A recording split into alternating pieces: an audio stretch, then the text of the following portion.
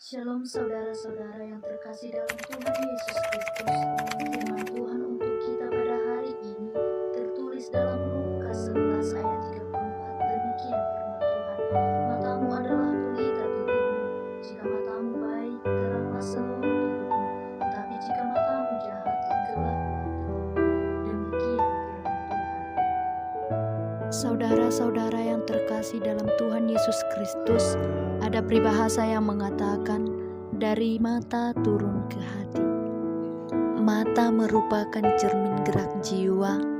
Artinya, bagaimana kita melihat suatu keadaan atau sebuah persoalan yang dapat merefleksikan kondisi tubuh kita. Jika kita melihat dari sisi yang baik atau optimis, maka jiwa dan tubuh kita akan tenang. Ketika kita melihat dari sisi negatif atau pesimis, seakan-akan tubuh kita tidak bergerak atau tidak normal. Mata kita menerangi seluruh kehidupan kita. Cara pandang kita terhadap sesuatu akan menjadikan hidup kita memancarkan cahaya atau hidup kita dalam kegelapan. Jika mata kita gelap, maka kita akan tinggal dalam kegelapan dan akan diliputi rasa takut dan kekhawatiran dalam hidup. Karena kamu semua adalah anak-anak terang, dan kita bukanlah orang-orang berada dalam kegelapan. Sebab itu, baiklah jangan kita tidak seperti orang-orang lain, tetapi berjaga-jaga dan sadar. Sebab mereka yang tidur waktu malam, dan mereka yang mabuk waktu malam. Dalam 1 Tesalonika 5 ayat 7. Janganlah tertidur dan dimabukkan oleh duniawi.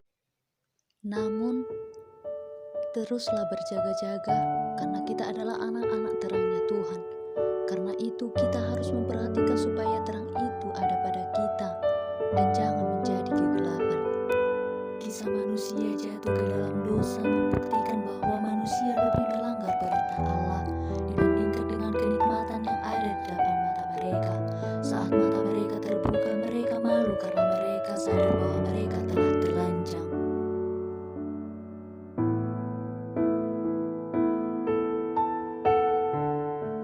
Saat mereka makan buah pengetahuan yang baik dan yang jahat, mereka berdosa kepada Allah.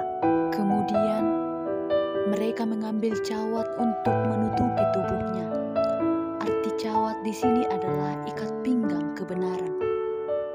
Terkadang manusia juga begitu.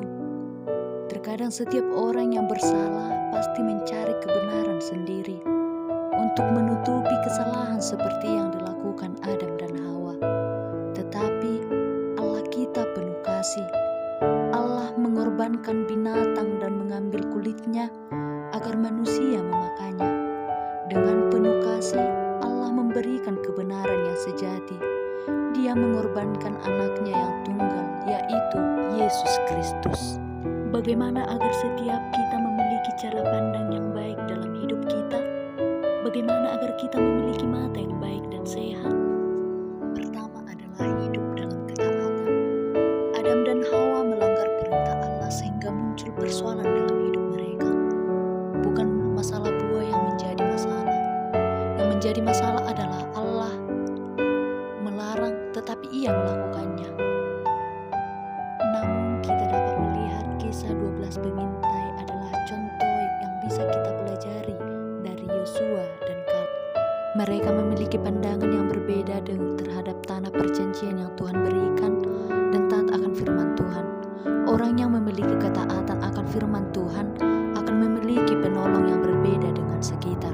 Mata mereka seperti pelita yang menerangi tubuh mereka. Yang kedua adalah hidup dalam percaya. Orang yang taat belum tentu mereka percaya, tetapi orang yang percaya pasti mereka adalah orang yang seperti halnya dengan kisah bangsa Israel. Bangsa Israel yang keluar dari tanah Mesir, mereka taat akan Musa, tetapi mereka tidak percaya akan Tuhan. Tetapi berbeda dengan Yusuf. Yusuf sempat mengalami kepahitan dalam hidupnya terhadap saudara-saudaranya.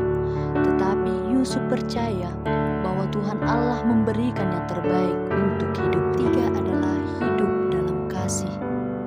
Orang orang yang mengasihi Allah akan menuruti perintah Allah. Dan orang yang mengasihi Allah adalah orang yang bisa melihat segala sesuatu dengan cara Allah memandang. Yesus pun memandang orang-orang menyalibkannya dengan penuh kasih. Begitu juga halnya dengan kita.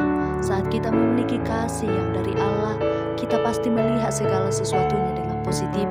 Janganlah terus melihat kelemahan orang lain, namun lihatlah mereka dengan cara pandang Allah memandang kita, seperti kasih Allah yang dimilikinya, agar kita tetap dipelihara oleh kasih-Nya. Seperti Daud yang berdoa kepada Tuhan, "Peliharalah aku seperti biji mata, sembunyikanlah aku dalam naungan sayap.